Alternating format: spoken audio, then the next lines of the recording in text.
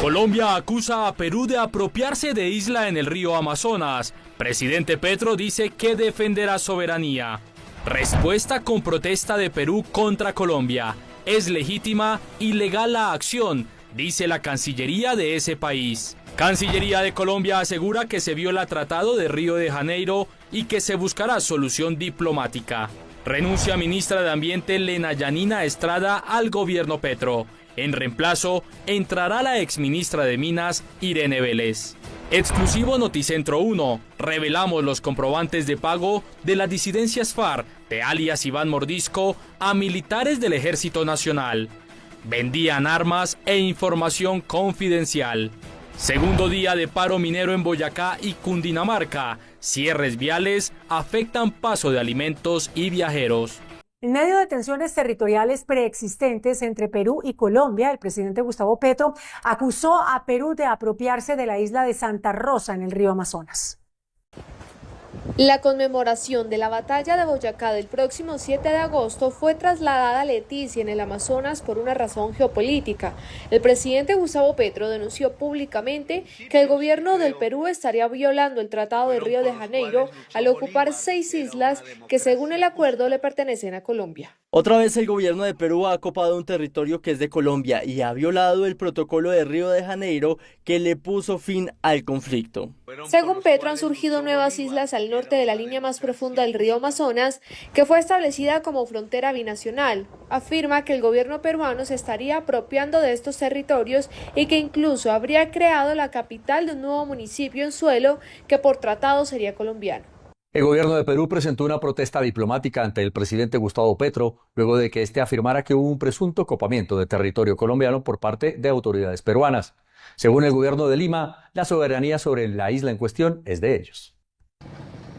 La Cancillería de Perú emitió un comunicado oficial expresando su más firme y enérgica protesta ante las declaraciones del presidente colombiano Gustavo Petro, en las que aludió a una presunta ocupación progresiva o indebida de un territorio en la zona fronteriza de la Amazonía. El Pleno del Congreso de la República del Perú aprobó por unanimidad el pasado 12 de junio la creación del nuevo distrito de Santa Rosa de Loreto, en uso de las potestades y atribuciones que le confiere la Constitución Política del Perú. El gobierno peruano subraya que el pueblo de Santa Rosa se encuentra dentro de la isla de Chinería bajo soberanía peruana. El pueblo de Santa Rosa es parte integrante de la isla peruana de Chinería, asignada al Perú en 1929 por la referida Comisión Mixta Demarcadora y que está sometida a su soberanía y jurisdicción nacional. Perú afirma que la soberanía sobre este territorio ha sido ejercida de forma continua, pública y legítima durante más de un siglo. Además, que con esto reconoce los tratados internacionales vigentes. La canciller encargada Rosa Villavicencio aseguró que el gobierno está haciendo todo lo posible para que se dé una solución diplomática a la disputa con Perú sobre la isla de Santa Rosa en el río Amazonas, una isla que emergió en el río después de los acuerdos limítrofes a los que se llegó con ese país el siglo pasado. El Ministerio de Relaciones Exteriores de Colombia aseguró que la isla de Santa Rosa no ha sido asignada al Perú y que su soberanía debe resolverse a través de acuerdos bilaterales. Según la Cancillería, esta formación surgió después del tratado firmado en 1929 y por tanto no puede ser apropiado unilateralmente por ninguna de las partes.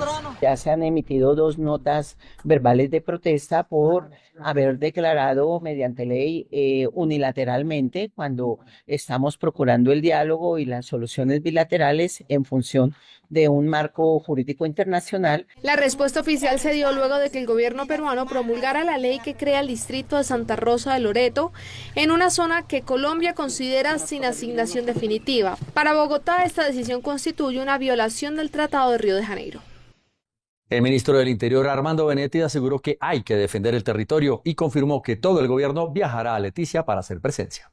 El ministro del Interior, Armando Benedetti, afirmó con fuerza que la reclamación de Colombia sobre la isla Santa Rosa debe ser firme y contundente. Si no es así, dejaría a Leticia sin que fuera puerto. Por lo tanto, la reclamación tiene que ser muy fuerte en favor de nuestro territorio. Incluso abrió la posibilidad de que Colombia considere acudir a instancias internacionales como La Haya para resolver la controversia si no se activa con prontitud el mecanismo diplomático bilateral. Con estas declaraciones, el ministro refuerza la línea dura del gobierno colombiano, complementando el pronunciamiento de la Cancillería sobre la necesidad de reactivar la Comisión Mixta Permanente. La disputa entre Colombia y Perú por la isla de Santa Rosa en el río Amazonas ha generado todo tipo de reacciones. En Noticentro 1 se las damos a conocer. La senadora María Fernanda Cabal lanzó fuertes críticas contra el gobierno del presidente Gustavo Petro por su respuesta al conflicto fronterizo con Perú. A través de su cuenta de X, calificó de irresponsables y mediocres a los funcionarios del Ejecutivo. No sean irresponsables, ustedes son unos mediocres que no entienden nada de lo que pasa en el país. Atacan al Perú, pero permiten que el régimen del genocida Maduro se tome el catatumbo. Esto no se resuelve con amenazas. Por su parte, la precandidata presidencial Vicky Dávila también se pronunció sugiriendo que el gobierno estaría usando el conflicto con Perú como una cortina de humo para agitar el nacionalismo en plena época electoral. Así hizo el narcodictador Maduro con Guyana, por ejemplo. Aquí lo han hecho con Estados Unidos, rompieron con Israel y ahora es el turno para Perú. Ambas voces reflejan el creciente escepticismo de sectores opositores frente a la estrategia diplomática del gobierno colombiano. Noticia en desarrollo. Mucha atención porque el presidente Gustavo Petro le aceptó la renuncia a Elena Estrada, la ministra de Ambiente, y ahora estará de manera de encargo Irene Vélez, quien fue ministra de Minas y Energía, también del presidente Gustavo Petro. Esto se da en medio de los cambios que el mismo presidente Gustavo Petro había anunciado en semanas pasadas en medio de un consejo de ministros con el objetivo, dice él, de poder finalizar este último año de gobierno y poder aumentar en la ejecución. Señala que para él es necesario tener personal que lo ayude a sacar adelante las reformas y los objetivos del gobierno. Ana María Celis para Noticentro 1. Y en Noticentro 1 hacemos la segunda entrega del informe exclusivo de presuntos vínculos de militares con las disidencias de alias Iván Mordisco. Como reveló Noticentro 1, la Fiscalía encontró en los celulares y computadores de los hombres de Iván Mordisco información que compromete a militares con entrega de información de inteligencia y armas para las disidencias. En la segunda entrega del informe especial, este noticiero revela estos documentos encontrados en los dispositivos. Se trata de consignaciones hechas por los cabecillas de Mordisco para los militares que estarían en la nómina. Algunos les pagaban hasta por nequi. Y allí es donde obtuvimos esos pasisalvos librados por la organización para demostrarle a usted que una de las dinámicas más frecuentes utilizadas por la misma estructura son las extorsiones e impuestos revolucionarios. En otros archivos encontrados por la Fiscalía de las Disidencias se detectaron estos comprobantes de extorsiones a comerciantes en Cauca y Arauca, los conocidos como impuestos revolucionarios, que van desde los 6 millones de pesos hasta los 35 millones, según detallan los documentos. De 6.500.000. Note, señoría, cómo la organización acostumbra, por supuesto, enviar valores bajos para no generar ningún tipo de reporte de operación sospechosa a la UIAF, entre otras entidades que controlan el sector bancario. La Fiscalía rastrea más información encontrada en los dispositivos electrónicos de las disidencias para determinar cuáles serían los militares en la nómina de Mordisco. La Fiscalía de la JEP, la UIA, pidió 20 años de condena para el coronel en retiro Publio Hernán Mejía, quien es el excomandante del batallón La Popa en Valledupar, por su accionar determinante en varios casos de falsos positivos. En Valledupar avanza el proceso en contra del coronel en retiro Publio Hernán Mejía Gutiérrez, en el que se busca demostrar su participación como autor o coautor en 35 hechos en los que fueron asesinadas 72 personas entre enero del 2002 y noviembre del 2003. De la importancia de lo que implicó el recaudo de este material probatorio, que fue establecer a través de las mismas que el coronel Mejía Gutiérrez creó al interior del batallón La Popa de forma ilegal una estructura organizada de poder para cometer delitos. Esta audiencia es la etapa final del juicio y en ella las partes presentan una síntesis de todas las pruebas practicadas. Por un lado, el fiscal de la Unidad de Investigación y Acusación de la JEP intenta demostrar que en efecto Publio Hernán Mejía es responsable de esos asesinatos, mientras que la defensa deberá desvirtuar todas y cada una de estas acusaciones. Estamos pidiendo que se haga justicia porque ya él declaró que sí asesinaron a Aquilino Alfonso. El acusado se expone a una pena ordinaria de hasta 20 años de cárcel en caso de ser hallado culpable. Se completa el segundo día de paro minero en Boyacá. Persisten los bloqueos en al menos 9 corredores viales. Boyacá vive su segundo día de paro minero, una protesta liderada por asociaciones de pequeños y medianos mineros que exigen al gobierno nacional una revisión urgente de las políticas tributarias, ambientales y energéticas que según ellos están asfixiando la economía del sector. Las movilizaciones han generado bloqueos en vías estratégicas del centro del país. De acuerdo con el Observatorio Estratégico Vial de la Dirección de Tránsito y Transporte, se reportan 9 cierres viales en Paipa, Tópaga, Venta Quemada, Tunja, Sogamoso, Villapinzón y Ubaté. El gobernador de Boyacá, Carlos Amaya, alertó sobre el grave impacto de esta situación en la economía local y en la canasta familiar. Seguiré facilitando el diálogo y ayudando a que el gobierno nacional responda a las solicitudes.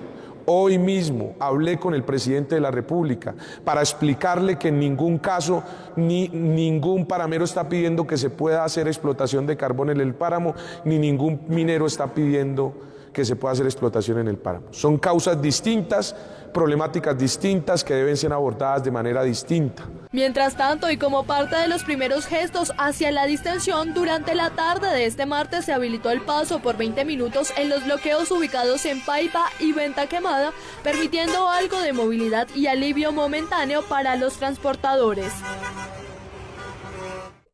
A través de su cuenta de X, el presidente Gustavo Petro le envió un mensaje a los mineros en paro en el departamento de Boyacá. Entre otras cosas, el trino decía lo siguiente, abro comillas: la minería no se puede hacer donde el agua nace líquida, porque muere la vida, incluida la vida humana en Boyacá. Cierro comillas. Tras el paro de Boyacá, el presidente Gustavo Petro volvió a pronunciarse sobre la minería en Colombia y advirtió que no puede hacerse donde el agua nace líquida. En un mensaje publicado en su cuenta de X, el mandatario afirmó que el agua es más valiosa que el carbón y que los territorios como Boyacá, donde se originan estas fuentes, son esenciales no solo para el ecosistema, sino también para la vida humana. No se puede negociar la vida. El agua es más valiosa que el carbón. La minería no se puede hacer donde el agua nace líquida, porque muere la vida, incluida la vida humana en Boyacá.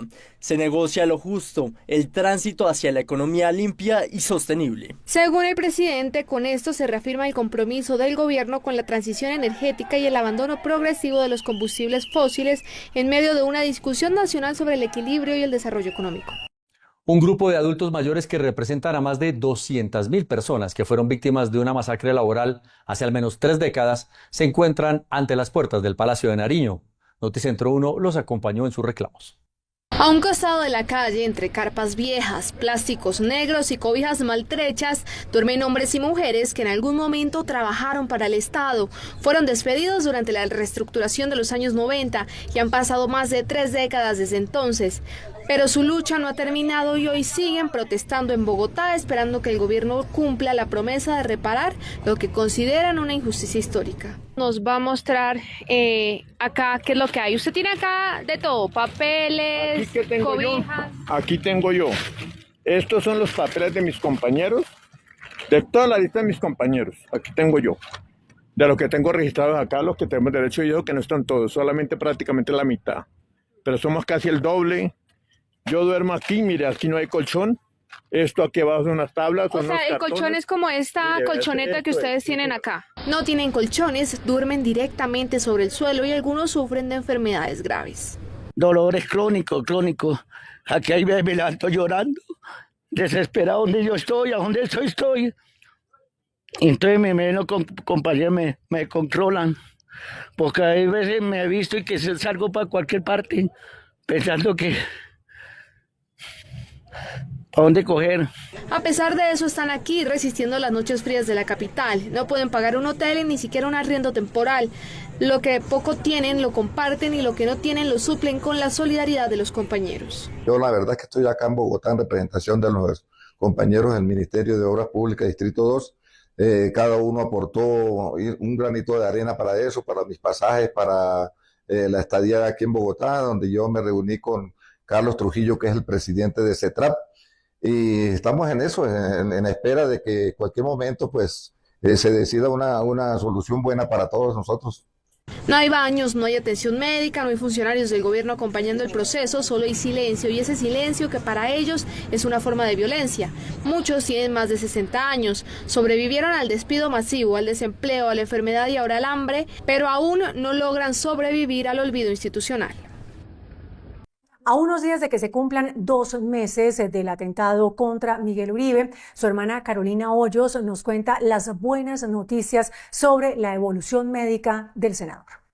El senador Miguel Uribe Turbay continúa hospitalizado en la unidad de cuidados intensivos de la Fundación Santa Fe, pero ya inició un proceso clave. Entró en fase de rehabilitación. Su hermana María Carolina Hoyos, durante una entrevista concebida a Caracol Radio, habló sobre su estado de salud. Se lo oí una vez al doctor Hakim, la lesión, el impacto de Miguel. La gente que tiene este tipo de lesiones, el 98% muere, es decir que nosotros estamos en el 2% y la evolución ha sido increíble, es decir, es un milagro. Asimismo, aseguró que Miguel actualmente se encuentra en la fase de despertar. Miguel está recuperando, digamos, cada vez está en la fase de despertar y digamos que puede durar un tiempo más, no tengo claro cuánto puede durar, pero lo que sí sé es que va muy bien. Finalmente hizo un llamado a mantener la fe y las oraciones, reconociendo el papel que ha jugado la solidaridad de miles de personas dentro y fuera del país. En una emboscada en Venezuela habría sido asesinado alias El Zarco, presunto autor intelectual del atentado contra Miguel Uribe Turbay. Él era Aldinever Morantes, conocido como alias El Zarco, cabecilla mano derecha de alias Iván Márquez y el presunto autor intelectual del atentado contra el senador Miguel Uribe. Hoy confirman que habría sido asesinado, no por las autoridades, sino a manos del ELN, un grupo que consideraban aliado. La triste noticia del asesinato del comandante Aldinever Morantes en una emboscada con explosivos tendida por el ELN cuando se dirigía a una reunión convenida con ellos. Aseguran que fue una traición a través de una emboscada en Venezuela. Con Aldinever cayeron también Einer y otros 3 compañeros. Lamentablemente fuimos traicionados por una organización que considerábamos hermana en la lucha por una nueva Colombia en paz, democracia verdadera y justicia social. Por ahora las autoridades no se han pronunciado. Mientras tanto, en Venezuela la guerra entre estas 2 facciones armadas se recrudece. Hay tensión y pánico en Chocó y Risaralda luego de que el ELN declaró objetivo militar a las tiendas de Uno y a sus transportadores porque se negaron a pagar extorsiones. Este es el panfleto que tiene bajo amenaza a las tiendas de Uno y a sus transportadores en los departamentos de Chocó y Risaralda. El comunicado declara a cualquier vehículo que le preste servicio a la cadena como un objetivo militar. La razón, según el ELN, es la negativa de la empresa a pagar extorsiones. Estas tiendas tienen cobertura en 800 municipios del país y reciben millonarias utilidades en ganancias. Aún así, las condiciones laborales de los trabajadores son indignas y los empleados son víctimas de maltrato físico y psicológico. El ELN acusa a la empresa de maltrato y de evadir el impuesto de guerra contratando empresas de transporte privadas. Por eso lanzó una grave advertencia. Señores transportadores, no se dejen engañar ni pongan en riesgo su patrimonio económico. A partir de la fecha del presente comunicado, se declara objetivo militar cualquier automotor que se preste para llevar mercancías de las tiendas. La cadena de supermercado no se ha pronunciado públicamente. Mientras tanto, los transportadores quedan en medio del miedo y el conflicto. El Consejo de Estado admitió la demanda de pérdida de investidura contra la congresista Isabel Zuleta por presunto tráfico de influencias en el polémico Tarimazo en Medellín. Este es el documento del Consejo de Estado que admite la solicitud de pérdida de investidura contra la senadora del Pacto Histórico Isabel Zuleta. Admitir la solicitud de pérdida de investidura presentada por el señor William Francisco Quintero Villarreal con la señora Isabel Cristina Zuleta López, senadora de la República para el periodo 2022-2026. El abogado Quintero habló de las razones. Ella presenta un oficio sin fecha y número, tal como lo dice el IPEC cuando dicta la resolución, donde solicita en su calidad de coordinadora de la Mesa de Paz de Antioquia la salida de esos señores detenidos. Y explicó que continúa en el proceso. pero yo pienso que en 3 meses más o menos debemos tener algún tipo de resolución a este tema. Y afirmó que no descarta responsabilidades del IMPEC. Bogotá. La inseguridad sigue aumentando en Bogotá. Esta vez el barrio Quiroga presentó una escalada de violencia que tiene preocupados a sus habitantes. El concejal de Bogotá, Leandro Castellanos, denunció una escalada alarmante de violencia en el barrio Quiroga, en la localidad Rafael Uribe, donde en un radio de apenas 6 cuadras se han registrado más de 6 homicidios, múltiples robos a mano armada y ciudadanos heridos de bala.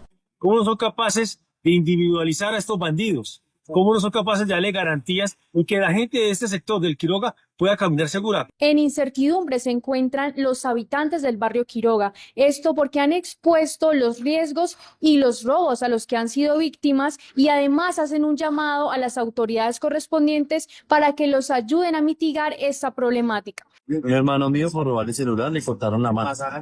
Y mi sobrino se salió a las 5 de la mañana. También tuvo el mismo problema. Respecto a la seguridad, aquí en nuestro barrio, pasar más seguros y tranquilos. Según los habitantes de esta localidad, ni la policía ni la alcaldía han hecho presencia efectiva en la zona. En riesgo se encuentra el albergue para animales en estado de abandono en Bogotá. 12 años, 40.000 millones de pesos y hasta el momento ninguna obra concluida para rescatar y salvaguardar la vida de los animales en estado de vulnerabilidad. La Procuraduría alertó que tras 12 años y más de 40.000 millones de pesos no está listo el albergue animal en Bogotá. El ente de control hizo un llamado para culminar las obras de este importante centro de acogida para animales en condición de abandono. La Procuraduría General de la Nación, a través de su delegada segunda para la vigilancia preventiva de la función pública y la Procuraduría Judicial Ambiental y Agraria, urgió a la Secretaría Distrital de Ambiente de Bogotá y al Instituto Distrital de Protección y Bienestar Animal a agilizar los trámites que permitan culminar las obras de la Casa Ecológica Animal, concebida como albergue para animales en condición de abandono en la ciudad. En atención a esta situación, el Ministerio Público promovió la instalación de mesas técnicas para coordinar acciones entre las entidades responsables con el propósito de garantizar la culminación de la obra prevista para el año 2027. Los bomberos hicieron un llamado a la prevención en Bogotá, luego de confirmar que en tan solo 2 meses han atendido más de 700 emergencias. Entre el 28 de julio y el 3 de agosto de 2025, el Cuerpo Oficial de Bomberos de Bogotá atendió un total de 724 emergencias. Los incidentes relacionados con materiales peligrosos presentan el mayor porcentaje de casos reportados. Ingresados a través de la línea 123 en las diferentes localidades de la ciudad, teniendo mayor incidencia la localidad de Suba, de Engativá, de Kennedy y de Fontibón. De esos 724 servicios, 28 han sido incendios, 40 incidentes por lluvias, 44 de rescates y 88 de materiales peligrosos. Cabe destacar que la institución cuenta con más de 600 hombres y mujeres uniformados al servicio de la ciudadanía. Tienen 17 estaciones estratégicamente ubicadas para la atención primaria de los incidentes que se presentan en las 20 localidades de la ciudad. Regiones. En Cundinamarca la salud está en alerta roja. Así lo aseguró el gobernador Jorge Emilio Rey, quien lanzó una contundente alerta. El gobernador de Cundinamarca advirtió que la red de salud del departamento se encuentra al borde del colapso, ya que las EPS no le están pagando a los centros médicos por los servicios prestados. La deuda que tienen las EPS con los hospitales públicos de Cundinamarca asciende a 1.2 billones de pesos. La cartera que tiene la nueva EPS llega ya a 350.000 millones. Tiene 615.000 usuarios y nos gira tan solo mes a mes el 30% de los servicios prestados. Ha sido el departamento de Cundinamarca quien le ha tocado asignar recursos a los hospitales para compensar los pagos no hechos por estas EPS. El gobernador exigió urgente una solución real. Llevamos ya mucho tiempo en esta situación. El ministerio dice que las EPS malgastan la plata y las EPS que el ministerio no les gira. Lo único cierto es que los recursos no están llegando a los hospitales públicos. Por su parte, en diálogos con Noticentro 1, la superintendencia anunció que se encuentra revisando el caso con las EPS de Cundinamarca y del Valle, por lo que aún no tiene una respuesta definitiva. En Noticentro 1, esta es una noticia en desarrollo. Como parte del proceso contra el expresidente Álvaro Uribe, la rama judicial determinó que entre el 5 al 20 de agosto la sala que estudiará el caso del exmandatario no recibirá nuevas tutelas para que tenga la designación especial para analizar exclusivamente el caso del expresidente. Así las cosas, los magistrados que analizarán la apelación de la sentencia serían los 4, 11 y 13 de la sala penal, quienes tendrán que revisar la sentencia de 12 años de cárcel emitida en primera instancia. Los abogados del expresidente Uribe, además de la apelación, también presentaron ante el tribunal una tutela señalando vulneración de los derechos del exmandatario al imponerse en su contra una orden de captura. La Asociación Colombiana de Ingenieros le hizo un llamado urgente al gobierno nacional para que tome medidas inmediatas sobre el desabastecimiento de gas que atraviesa el país. El análisis del gremio señala que el gobierno no ha sido claro y se mantiene la incertidumbre sobre las reservas contingentes de gas natural. Por ello, a la fecha se cuenta con ese combustible hasta el 30 de noviembre y a partir de allí se tendría un faltante entre el 40 y el 50% que obligará nuevamente a cubrir ese déficit con importaciones para el uso residencial. Esta medida aumentará las tarifas a partir de enero de 2026. Los proyectos de exploración se han estado quietos, ¿sí?, en suspensión, y eso ya muchas empresas, muchos contratos se vencen ahorita el 30 de noviembre, significa que a partir de diciembre vamos a estar con un porcentaje de gas importado y los precios van a estar hacia la alza. El dirigente advierte que la situación de gas se suma a los riesgos de energía eléctrica y su abastecimiento a partir del 2026. Con un faltante en gas estaríamos en un faltante sobre el 30-40%. ¿Qué sería lo que se tendrá que importar? Que sería lo que tocaría entrar a importar a la fecha de hoy. Se insiste en las subastas de cargo por confiabilidad para la entrada de más proyectos de energía. El DANE reveló hoy que las exportaciones crecieron en el mes de junio, impulsadas por el sector agropecuario. El informe de la entidad revela que las exportaciones colombianas en junio llegaron a 3.959 millones de dólares, lo que representó un alza de 2,6%, mientras en el acumulado del año sumaron 24.391 millones de dólares, un incremento del 1,6%. El resultado se dio por el aumento en las ventas externas del grupo del sector agropecuario, alimentos y bebidas con un alza del 35,6%, en parte por los buenos precios en el café. Las manufacturas también presentaron un crecimiento con un 6,6%. En buena medida, la razón de ese crecimiento en nuestras exportaciones del sector agrícola se deben a lo que ha ocurrido con el café.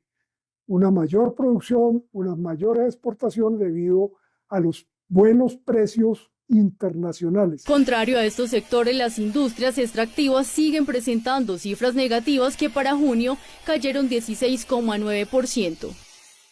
La Federación Nacional de Cafeteros reportó un crecimiento en la producción del grano al cierre de julio. De acuerdo con la agremiación, la producción cafetera del país en julio presentó un alza del 19%, llegando a los 1.3 millones de sacos, siendo la mayor cifra para este periodo en 10 años. En los 12 meses, la producción se ubica en 14.6 millones de sacos, un incremento del 18%. Los resultados se dieron por mejores condiciones climatológicas en los cultivos. Las cifras acompañan al sector, somos el sector que está dinamizando la economía del país, que le aporta al Producto Interno Bruto, y pues seguimos con mucho optimismo. El dirigente destacó el nivel de precios que, si bien mantienen una gran volatilidad, siguen siendo favorables para los productores. Hoy sigue siendo rentable para el caficultor, con precios más o menos entre los 2.300.000 y 2.400.000 pesos la carga. Esperamos que se mantengan. El pronunciamiento fue hecho durante la presentación de la Feria Internacional del Café, que se realizará en Líbano, Tolima. En Noticentro 1 llegó la hora de conocer los indicadores económicos. La tasa representativa del mercado que regirá para mañana miércoles será de 4.093 pesos con 12 centavos. Los profesionales del cambio compran la divisa en promedio en 4.000 pesos y la venden en 4.040 pesos. Un euro cuesta 4.730 pesos con 40 centavos. La libra de café en Nueva York se cotizó a $2.98. El precio interno se cotizó a 2.438.000 pesos la carga.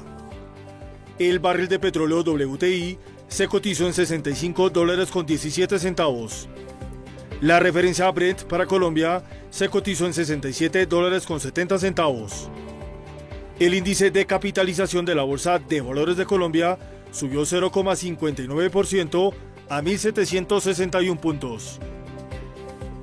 22 años después de protagonizar una de las películas más conocidas de la cultura pop, Un Viernes de Locos, las actrices Jamie Lee Curtis y Lindsay Lohan se reencuentran para una de las secuelas más esperadas por toda una generación. A sequel now because Lindsay Lohan is in full effect with her Lohanescence and Jamie Lee Curtis is on fire, and now is the time that we need joy, we need laughter, we need to be reminded of what it's like to love one another and to hold each other a little tighter, and I think this maybe does that. Soy yo, tu mamá. Si tú estás en mí y yo en ti, ¿quién es ella? Soy tu abuela corazón.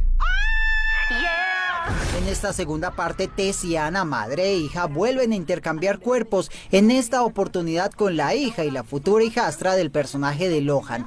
Esto llevará a las jóvenes a fraguar un plan para impedir que sus padres se casen. Pero, como adultas, podemos separar a nuestros padres. It was nice. It was refreshing to play Anna and show her off in a different light, where she's not, grumpy and yelling at her mom, where she can be struggling trying to manage her daughter. And being a mom now, bringing that to the role was exciting for me because it's a role I've never played before. So I was able to take things from home and daily life moments and put them to Anna. Muérdete el labio.